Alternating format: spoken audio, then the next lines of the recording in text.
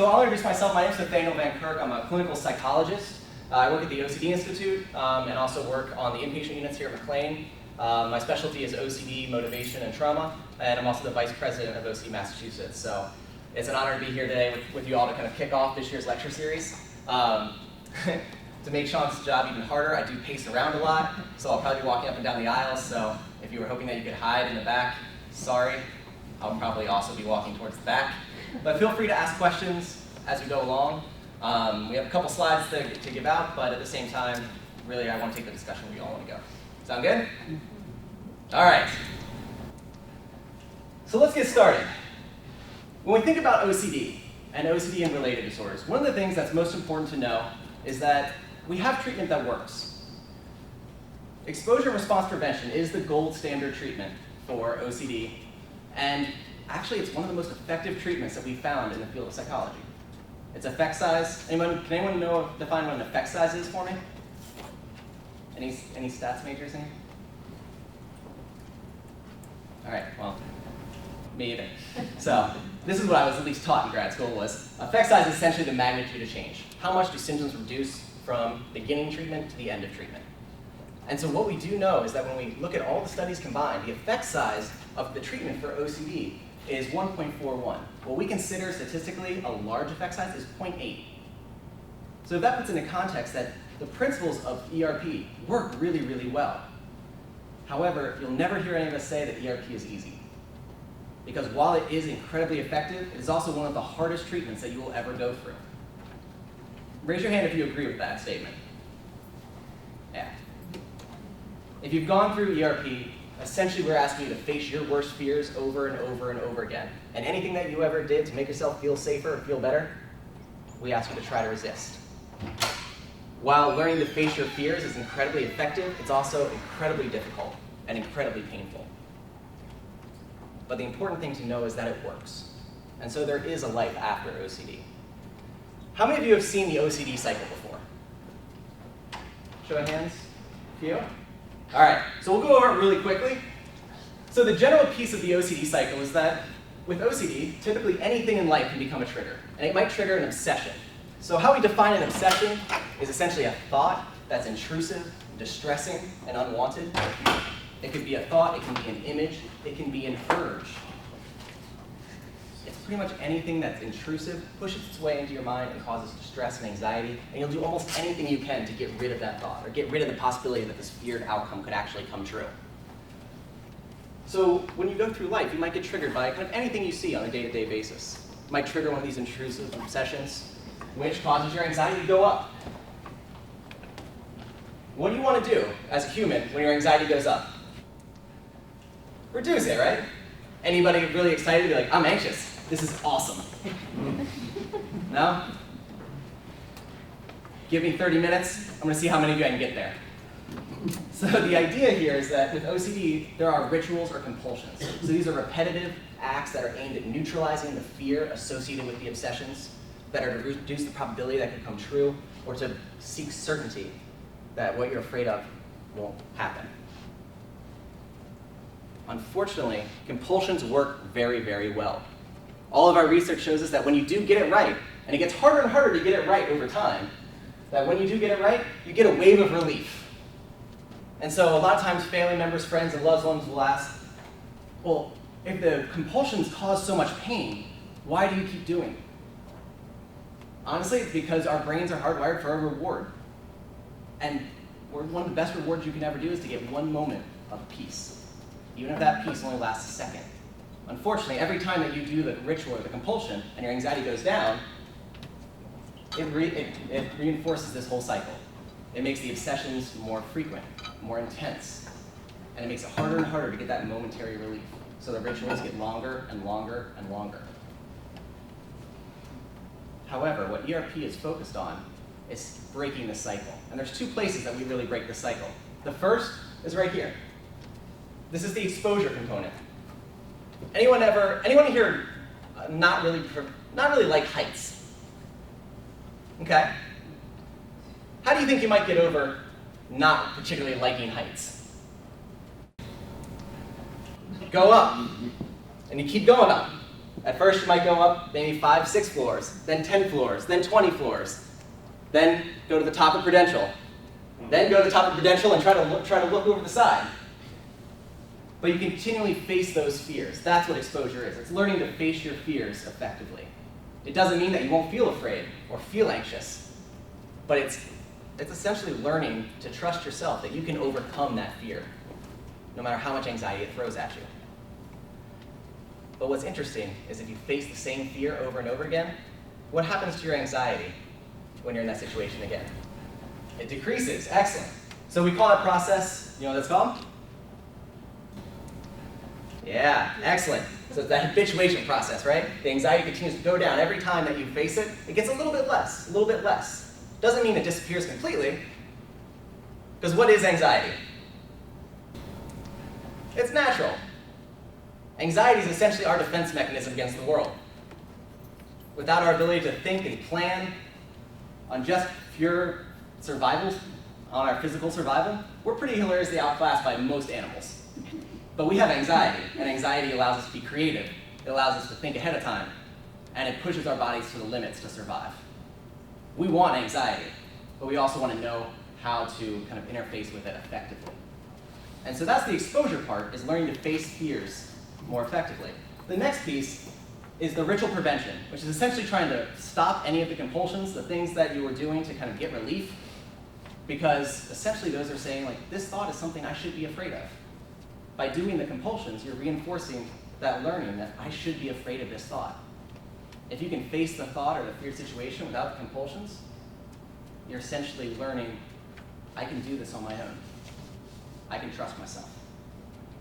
And so in that place, what essentially we're doing is breaking the association between the necessity of the rituals for anxiety to decrease. Learning that anxiety will come down on its own.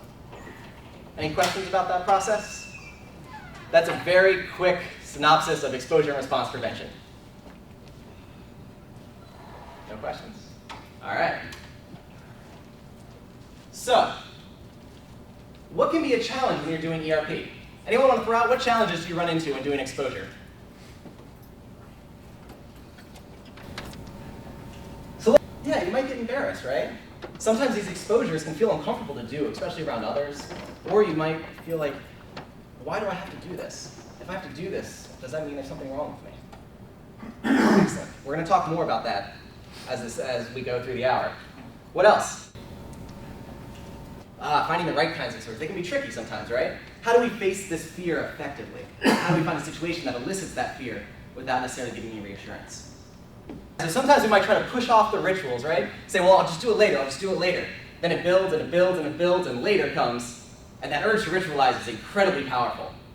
Partially because treatment for OCD isn't necessarily a sprint, right?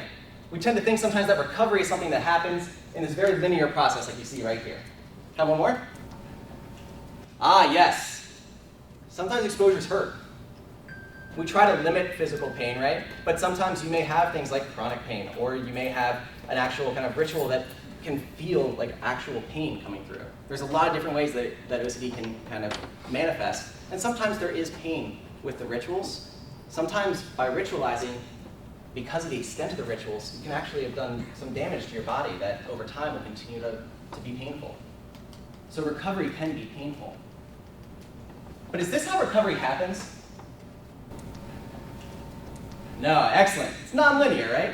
And that's part of what makes ERP so challenging, is that it's an ongoing process of learning. And so when we talk about recovery, we're talking about a lifelong process of change that allows you to do things that are more important to you. So we're not talking about a certain symptom level or a certain level of anxiety. We're talking about trying to get back to doing the things that are most important to you in your life. But unfortunately, sometimes that process looks more like that. So essentially, when we talk about engaging in ERP, what we're really talking about is how do you kind of gear up for battle? Because that's sort of what you're going to be doing. And I hate to say that the jokes are going to get worse. So hopefully you enjoyed that. If not, it's going to be a long 30 minutes. But whenever we think about treatment and we think about the ongoing process of exposure response prevention, one of the most commonly cited challenges that individuals run into has to do with motivation. How many of you at one point in your life have talked about the motivation to do something? I see a lot of people not raising your hands. We're going to do a little experiment. How many of you in the morning have felt motivated to maybe have a cup of coffee? All right, getting closer. How many of you have felt motivated when you wake up, things are a little groggy, it's early, it's coming into the winter, all of a sudden it's not necessarily bright out in the morning, that you really feel like I just want to hit snooze. I'll condense everything else the rest of the morning if I can just hit snooze. Anybody felt that? All right. What is that? Is what? It can be sleep deprivation, right? Well, actually, in a flip side, and that's what we're going to talk about today, is that a lot of times it feels like lack of motivation, because it's like I just can't get up. But in a way, things like sleep deprivation are motivating you towards a different outcome.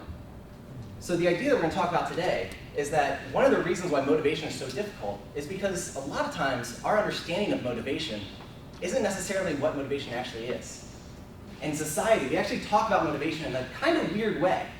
And so I'm going to talk a little bit about what that is and what gets in the way of noticing when you do feel motivated and continuing to harness that motivation as you move towards your recovery and progress through ERP.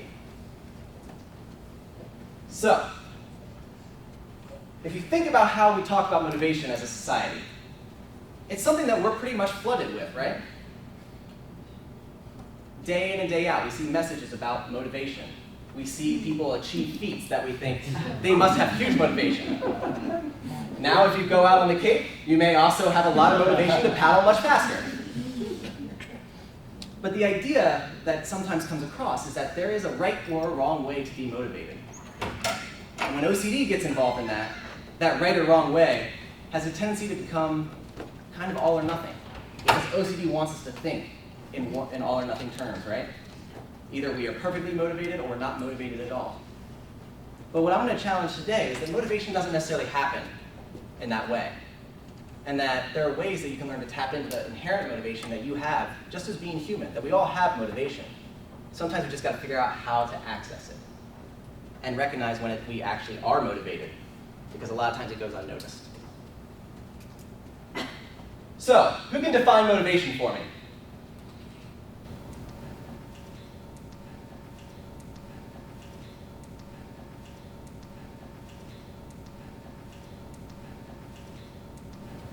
So you hit a couple of those right there. An urge, a sensation, a feeling.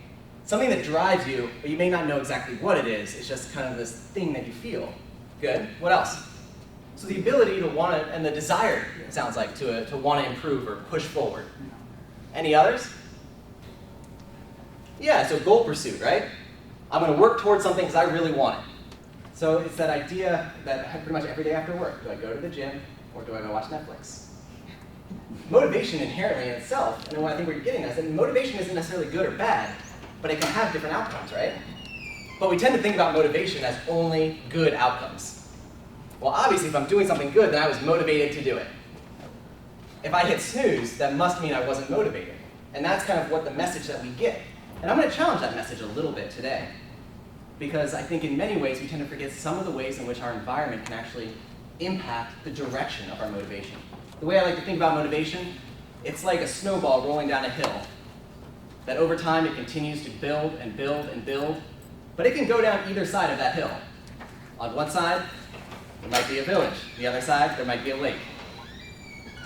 One of them has a worse outcome than the other, but once the motivation starts building, it's harder and harder to change direction. Part of what we have to learn is why is it that the snowball gets pushed in one direction versus the other? Because then we can direct it a little bit easier. So here's some of the terms that I hear when I ask people what motivation is and what the literature kind of defines as motivation. A drive, a feeling, a reason. Willingness. That's one that we hear a lot. Are you willing to face that fear? Effort, expectation. But there's one that I hear the most when I used to run motivation groups, is the idea that it's just something that I don't have. How many of you have felt that at some point in time? That motivation is just something that I just don't have. I think it's important to look around and just notice that that's kind of a human universal feeling. Whether you have OCD or not, the idea of motivation is something that we all struggle with. So if we were to actually define motivation, essentially what we know what it is an inherent drive to engage and develop. Does it say in which direction to engage or develop? Does it say engage in what? It's an inherent drive to engage and develop. Essentially, it's a willingness and desire for change. That doesn't necessarily mean that that change is going to come easy, or that the first time you try it, it's going to be successful, right? It's that desire for it, the drive for it. But that also doesn't mean that it's not going to wax and wane. Inherent in all of us is one specific drive. So I'd like to do a little experiment. I'd like everyone to sit here for the next maybe 20 seconds and do absolutely nothing. Try to truly be unmotivated. Don't blink, don't move your head, don't move a muscle, don't breathe. And let's see how long we can do that.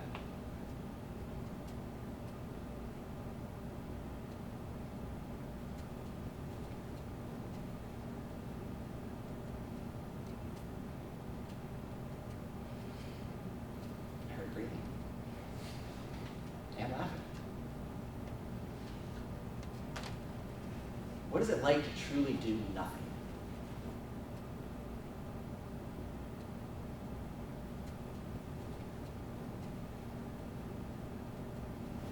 Yeah, so it's essentially you're trying, because I posed a challenge, the motivation is to try to do nothing.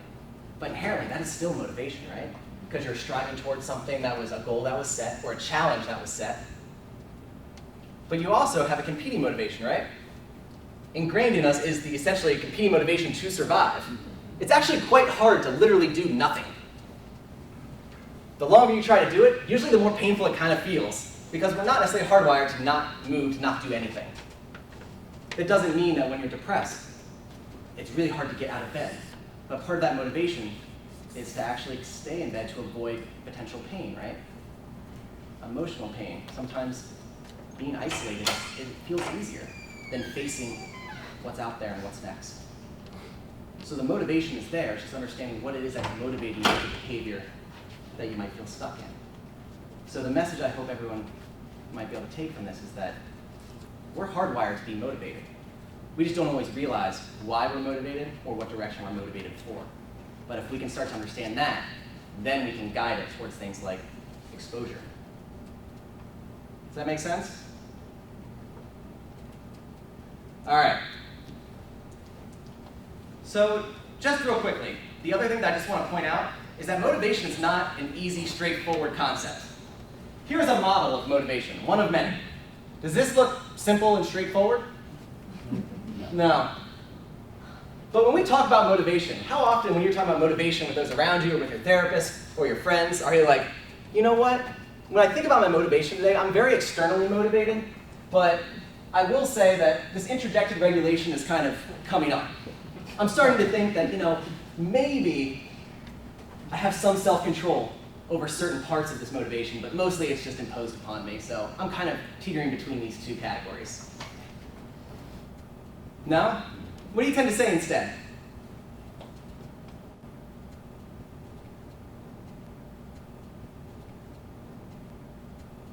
I'm not as motivated as I should be. Or I'm just not motivated. I can't get the motivation, right? The idea should be a simple construct. But motivation is incredibly complex. And that's one of the reasons why it is so difficult. But if we were to simplify it a little bit, there's usually two types of motivation. One is controlled. So controlled motivation is essentially reward. If you take out the trash, you get $5. So an allowance. That is an external motivator. Getting away from things like anxiety, distress. That can also be a motivator, but it's a mix. I used to give this example that someone said, well, there's nothing anyone can do to get me to do an exposure. And if anyone's worked with me before in the motivation group, I'll give the example of if I was holding a cattle prod, would you touch the dumpster?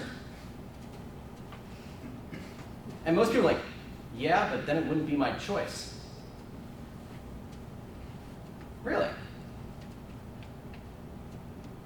Is that still a motivator? Now, is it a good motivator? No. Is it an ethical motivator?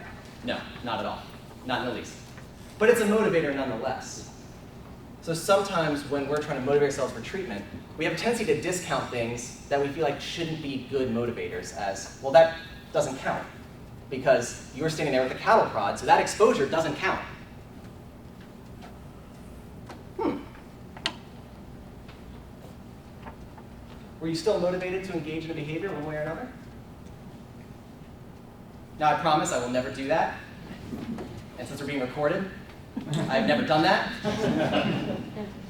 However, it's the idea that sometimes we discount the external motivators. I want to do this for somebody else. One of the things I hear the most is that if I want to do it for somebody else, that means that I'm not truly motivated. What I would challenge you is we do a lot of things for other people, especially people we care about. And that can be a very powerful form of motivation when it comes to treatment.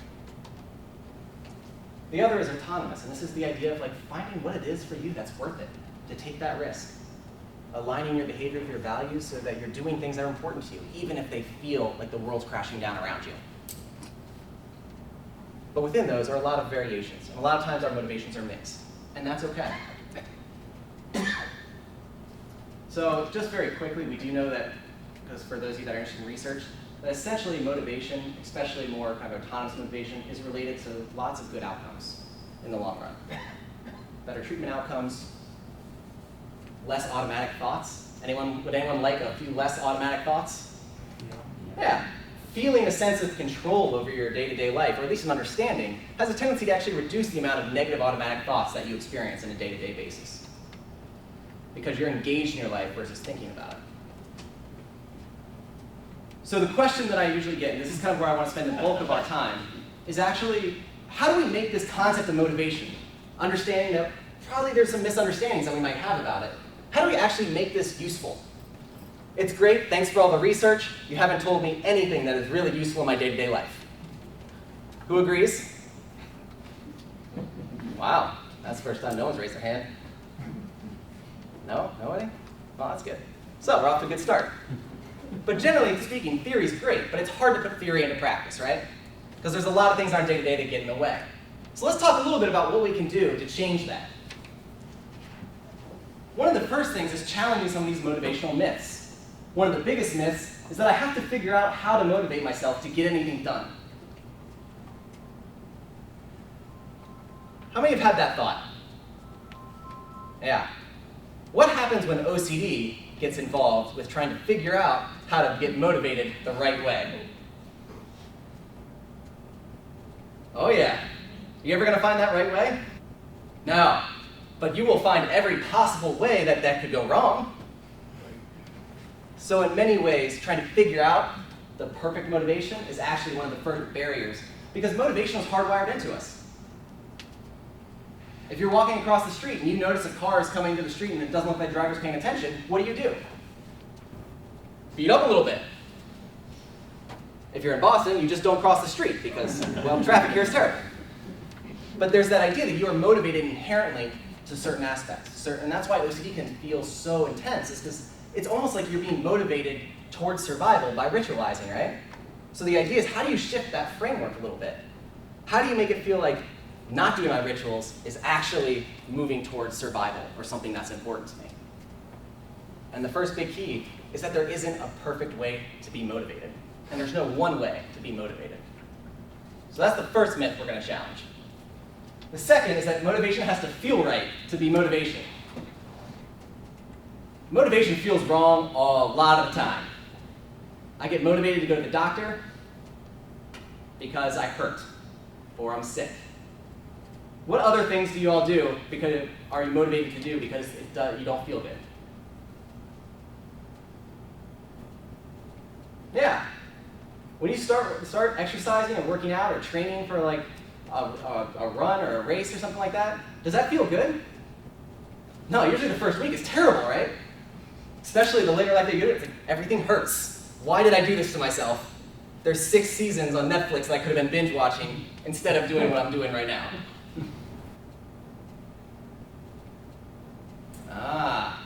Tell me a little bit more about that. When you say motivated to obsess, what's driving you towards it?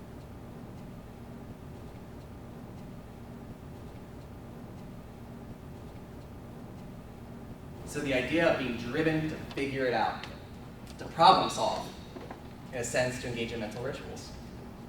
And that idea that if I have a problem, it must be solved, right? How you evaluate it in the first place. Excellent, that's a great example.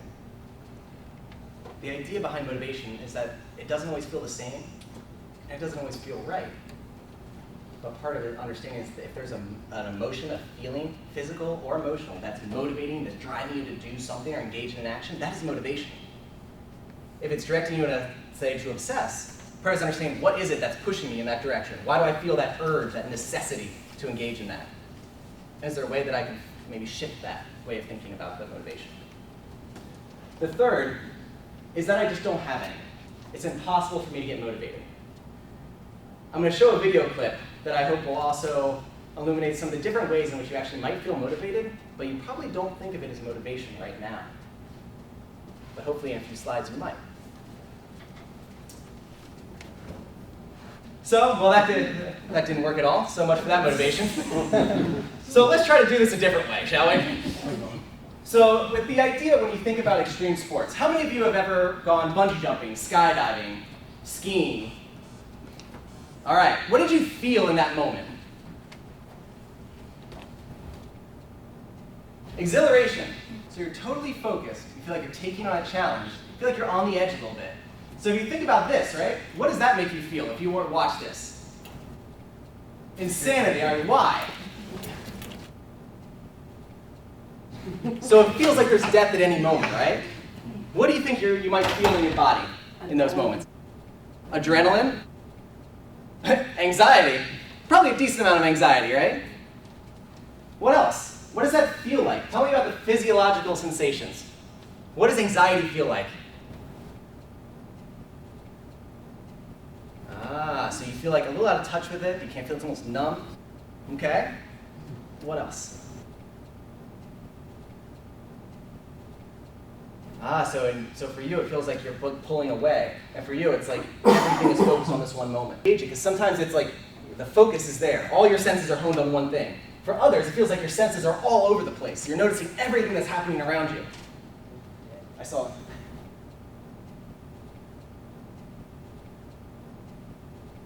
Feeling unreal. So when it gets overwhelming, right, you start to feel like you're disconnected from yourself or what's around you. But if you were to think about maybe the skiing, or if anyone's ever done, like if you can think about one time where you've maybe gone on a really good roller coaster or pushed the limits, and you got off, your heart was racing, and all of a sudden you were feeling excited. What was that sensation like? Blissful, right? In the moment, though, if you really think back, were you at peace? Say, if you're skydiving, when you're jumping out of the plane, are you at peace and you're like, yes, this is relaxing? No. Or inside you're going, what are you doing? This is a terrible, terrible idea. We don't have wings, we can't fly. Oh, this is going really, really fast. Oh, this is kind of cool, but holy crap, this is fast. Oh man, now I can see the ground. This was a terrible, terrible, terrible idea. But then you get on the ground and what do you say? That was amazing. It's so exciting. You feel motivated, right? So that release of emotion is about the perspective of it, right? It can either be very, very uncomfortable or overwhelming, but it can also be exhilarating, exciting, or relaxing, or cathartic.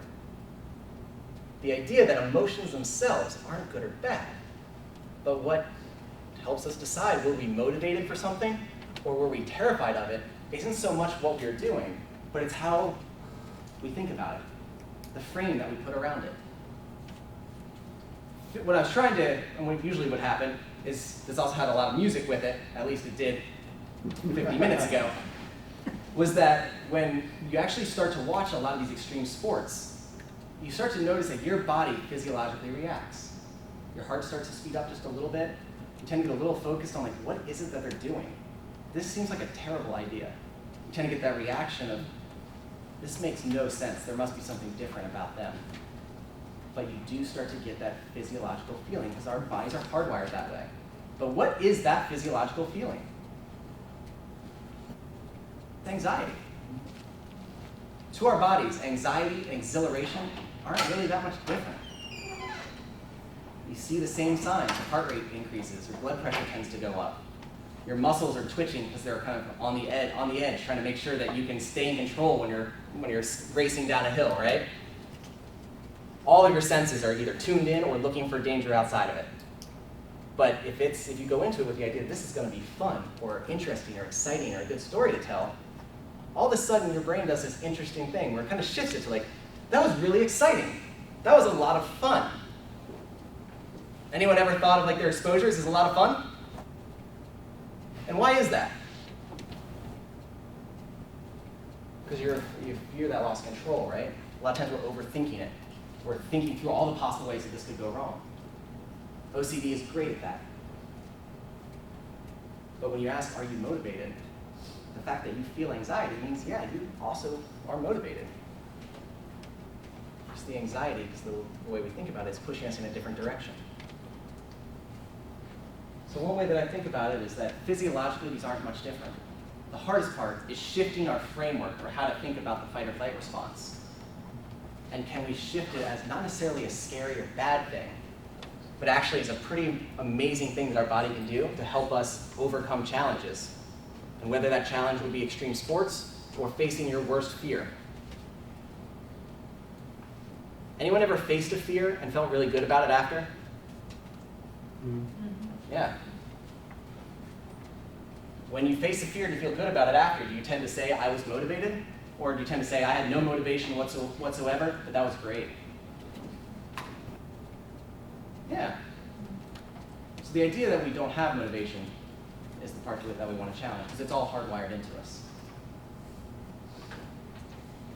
The ways that we can enhance that are by connecting with others. So what you're doing in this room right now, one of the things that helps us change the frame is if you're going, say, if you're skiing, right? And you're racing a friend down the mountain. Do you feel more connected with that and more excited about it, or less?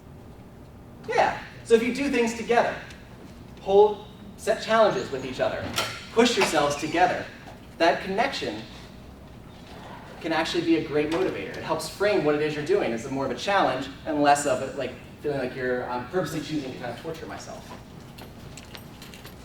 The other is feelings of confidence, self-efficacy, feeling like I can do this. It's really hard to get motivated for something if you feel like I don't know what I'm doing. How many of you like doing things that you're terrible at? Kind of, sort of? A little bit of a challenge at times? Used to? It's the idea that there's a little hesitation, right? When we think about doing something that we're not very good at. So if you want to enhance motivation, part of it is building up those little skills. Starting with this, the reason we kind of start with lower exposures and build up is to refine the skill, to start to feel more confident in your ability to face your anxiety. So the more confident you feel, the less necessary their rituals can be perceived as. The other is then having a sense of choice. Sometimes when we're doing exposures, the hallmark, the kind of like the immediate thought can be, I'm only doing this because you told me I have to. Even if we really, really want to do it, right? It can feel so overwhelming that it's like, well, I can only do it because you told me to, or because it's part of my plan. But finding little exposures that you feel like you can do, that you choose, that you're excited about, finding ways to integrate exposure into things that you're most passionate about, that can be a very important tool in enhancing motivation. To give an example, so when I give a lot of these talks, I have to talk about the fact that I have OCD, I went through treatment in high school, that's how I got into the field. And one of the ways that I learned to kind of put this into practice was trying to find what is the hobby that I can do that absolutely drove my OCD nuts, but was still somewhat exciting. So the one I picked up was rock climbing. Now, as someone who had contamination and washed for hours and hours at a time, there's nothing that you really don't like more than being stuck in the middle of the woods with nothing, with no sink, no Purell, no nothing, sitting in a bunch of dirt, and then you're rock climbing, next thing you know, you stick your hand into a hole, and something goes squish. And you're like, huh. But I will say, there's nothing more motivating than hanging 30 feet in the air by a rope to be like, well, I could either move my hand really, really fast and hope that it wasn't, and see what the contamination was, and then fall 30 feet, or I could hold on to it and deal with it later and finish the climb. Next thing you know, you get down and it's like, all right, well, I have like 3 hours to hike out of here, so I guess I'm not going to wash my hands anytime soon. But it was the idea of how do we reframe that exposure as something exciting. For me, it was finding outdoor activities that also dovetailed with the thing that I was essentially afraid of.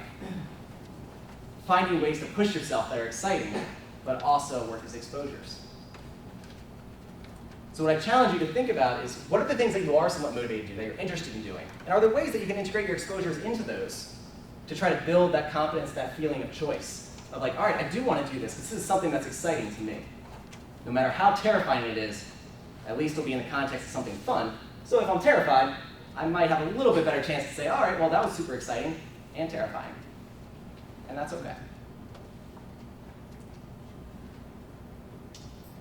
But it's important to know there are a few things that really do get in the way of doing this.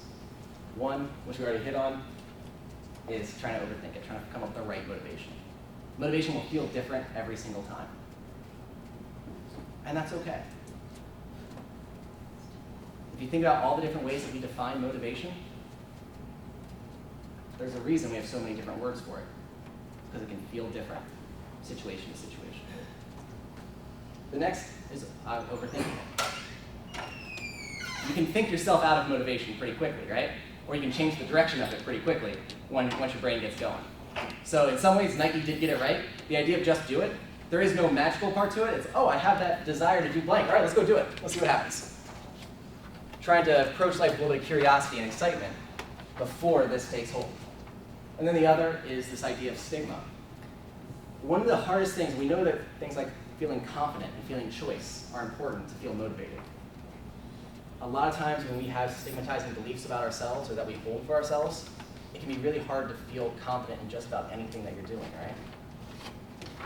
So what I wanted to touch on briefly is this idea of self-stigma.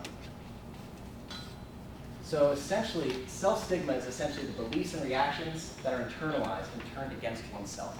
So these are things that messages you might hear from others or in the general public or in the popular media about OCD or having OCD or mental illness that you may not agree with, but sometimes what our brain does is it takes those things those messages we hear and actually starts to label ourselves as, well, I can't do this because there's something broken about me.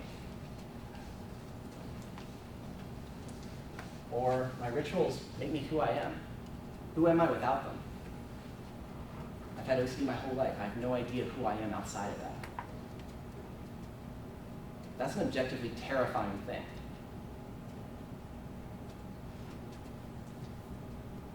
I'll never be able to have a normal life. I should be able to just stop. Are these all ones that you all have heard before or thought before? Yeah. There's all sorts of these self-stigmatizing beliefs that we don't tend to realize we hold about ourselves until we actually sit down and think about them. Because we may not agree with them, but there is that element of anxiety and fear that sometimes causes us to hold on to them. And because OCD thrives in that uncertainty, it has a tendency to want to tear down the belief in yourself and the ability that you have the ability to do these things. But luckily, we can challenge that back. How many of you have ever done cognitive restructuring before? Anyone give me a one-sentence synopsis of cognitive restructuring?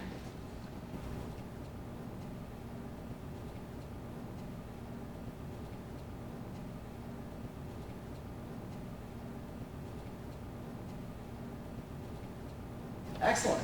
So you're kind of taking it from the extreme that your OCD may want you to think about, right? The worst case scenario.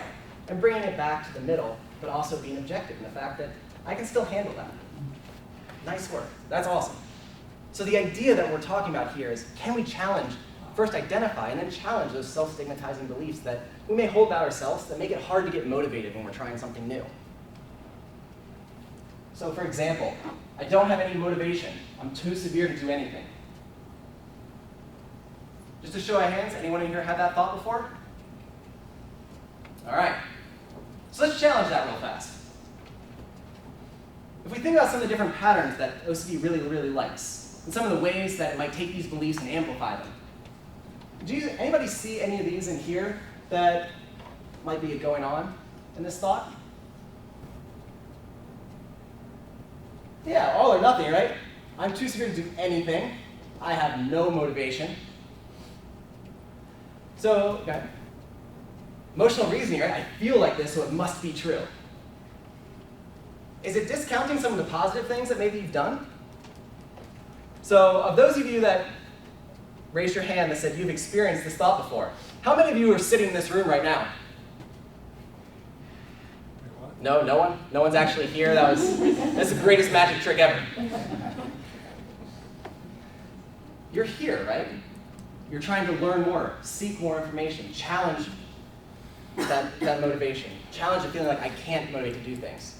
Are you giving yourself credit for being here? Probably not. Not if you're buying into this thought, right? Your anxiety is telling you can't do anything, but you might be sitting here while that's happening. Is the idea that what is the average human attention span? Well, when you're trying that, the quick one, like if you're sitting in class, right? About 7 minutes is kind of like the max. Like we don't do much better than 7 minutes. So out of the hour, do you think you maybe got like even 5 minutes of stuff out of here? Yeah, something. All right, cool. So you got something. So there we go, right? So you discredited being here because you lost focus. But are you giving yourself credit for the fact that we're not hardwired to keep focused for 45 minutes, no matter how good the memes are, and even if the videos worked? Let's be honest. 45 minutes is a pretty long time to ask. So sometimes this idea of finding information to challenge those stigmatizing beliefs that we hold about ourselves, to give ourselves credit for the things that we actually end up doing, because motivation is about momentum. It's very hard to go from, I have never, for example, let's use running a marathon. Anyone just like say, after having never been like a big runner, just one day be like, I'm gonna run the marathon tomorrow. No, not really. One? All right. So there you've accessed that motivation, right? But it's the idea that that's a pretty difficult thing to do, right? Did you have some doubts when you were getting?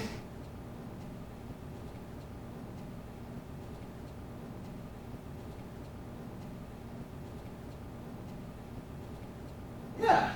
And so it's like, how do you keep that persistence going when you're like, all right, I'm going to do this, and then you run into a challenge? And that's where that kind of momentum gets going. It's like, all right, well, if you can frame this, I ran the first step, like I did the first amount. Sweet, I have a starting place to work from.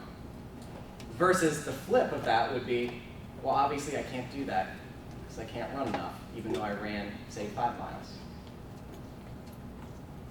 So it's the idea of how do you find that frame that allows that momentum to keep building so you can take the next step, because motivation builds on itself. Some of the other things that I tend to think about is, what are some of the objective evidence? These self-stigmatizing beliefs, they tend to come from vague sources that we may or may not know. They may come from offhanded comments that someone mentioned or that you overheard. But the challenge with it is when anxiety grabs onto it, do we tend to evaluate those sources critically? No. Like, oh, I saw it on Wikipedia. Is Wikipedia a viable source for anyone in college who's writing a college paper? No. It's not peer-reviewed. I did this once to challenge a class when I used to teach abnormal psychology. So you can go in, and when they answer something from Wikipedia, go in and change the answer on Wikipedia while they're talking to you in class. And then see how long you can get away with that before somebody notices.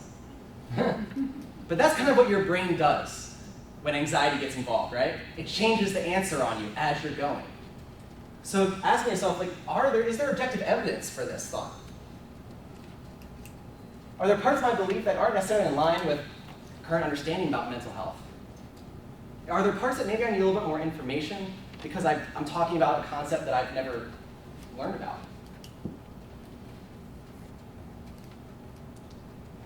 Then the next one is empowering yourself, taking that step towards challenging the stigmatizing beliefs and building momentum for that motivation. And one of the ways to do that is reframing that belief in a way that might be more helpful, but also identifying some action steps. So what is it that I need to learn more about? What can I test or do to test or challenge this? And are there other maybe just adaptive behaviors that I can engage in that are important to me? Where I can build things like confidence in myself, build my connections, deepen my connections with those around me. Make choices, even small choices. For many people, I'll talk about the first choice you might make might be where you want to go for dinner with a friend. If your OCD has told you you can't make decisions, that's a big step, right? A lot of times we'll discount that as, well, I just chose a place for dinner, so that means that I'm not really that motivated because it was just dinner. But if your OCD is involved, that's a pretty big step, right? The whole time your OCD might be saying, well, what about the other 6,500 restaurants that came up on Yelp? Are you sure they wouldn't like that one better? What if you pick the wrong one, it goes out of business, and then next thing you know, you'll never get a chance to eat there again? When you think of it that way, choosing dinner, it's a pretty big step.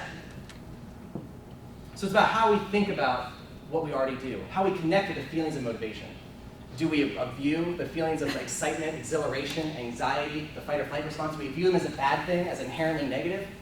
Or do we actually view them for what they are, as not good or bad, just a hardwired response that allows us to either be motivated and engage in a task, or move away from a task?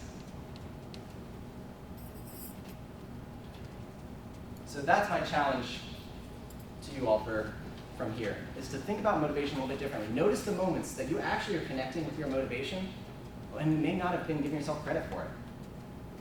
Even the smallest steps that you take, smallest challenges that you face, each one of those is a step in the right direction. It gets the ball rolling.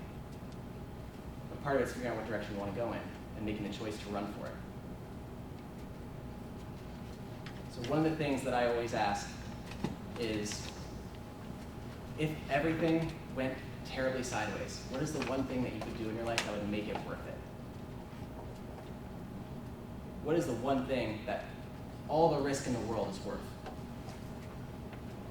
If you think about some of those videos, and you watch some of the videos about extreme sports, there's a really great one where Travis Pastrana talks about the fact that for him, racing dirt bikes and being in the X Games, knowing all the risks and all the pain and all the damage it caused to his body, trying it was better than not trying it at all. He was willing to risk everything because not trying it, he couldn't tolerate that idea of never having tried to push himself. And that's an extreme example. My question is for you, what is it, that thing that you want to push yourself towards? What is worth taking the risk of all the uncertainty just to know that you tried? If you can find that, it doesn't matter how anxious you get, you at least know you're moving towards something that's important to you. All of a sudden, anxiety means just a little bit less. I'm going to skip that, but partially it's the idea of just shooting for normal. Nothing fun happens in normal, because that's just a statistical average, and that's boring. Find the thing that lets you have fun, because that's where life and recovery starts. Make sense? All right. I'm guessing that this won't work. So with that, thank you all so much for being here. And I think we have maybe a minute or two for questions. If you do have other questions, feel free. You can grab a card, shoot me an email. I'm happy to answer any questions that you have or talk further. If I don't answer right away, just send me another email. I promise I will get back to you. And it's okay to send me another one. But if you have any questions, please, we can have a few of them now. So thank you all. Thank you.